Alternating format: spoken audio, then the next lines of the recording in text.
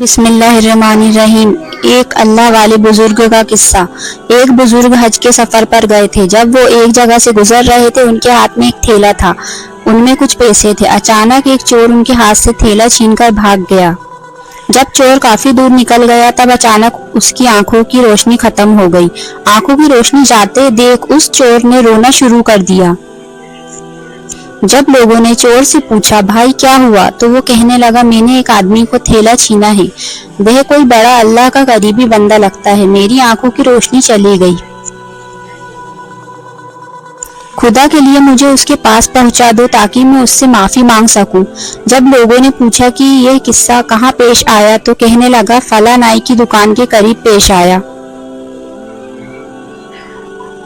لوگ اس کو اس دکان پر لے گئے اور نائی سے پوچھا کہ اس طرح کا کوئی آدمی یہاں سے گزرا ہے، آپ اسے جانتے ہو؟ اس نے کہا مجھے اس کا گھر تو پتہ نہیں، ہاں مگر نماز کے لیے وہ آتے جاتے رہتے ہیں، اگلی نماز کے لیے پھر آئیں گے۔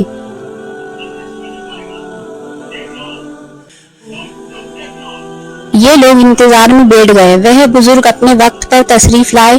لوگ اس چور کو ان کے پاس لے گئے تو اس چور نے جا کر ان کے ہاتھ پاؤں پکڑ لیے کہ مجھ سے غلطی ہو گئی، گناہ ہو گیا، نادم ہوں، شرمندہ ہوں، میری آنکھوں کی روشنی چھن گئی، آپ اپنے پیسے واپس لے لیجئے اور مجھے معاف کر دیجئے تاکہ اللہ تعالیٰ میری آنکھیں ٹھیک کر دے۔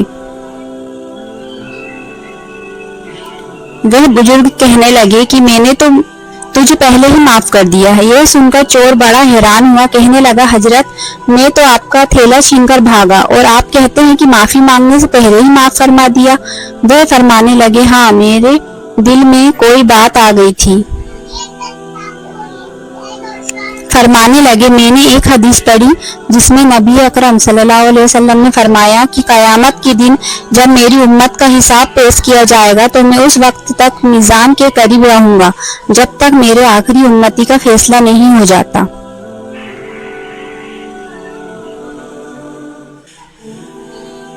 میرے دل میں یہ بات آئی کہ اگر میں نے اس چور کو معاف نہیں کیا تو قیامت کے دن یہ مقدمہ پیش ہوگا اور جتنی دیر میرے مقدمے کا فیصلہ ہونے میں لگے گی اللہ کے نبی علیہ السلام کو اتنی دیر جنت سے باہر رہنا پڑے گا،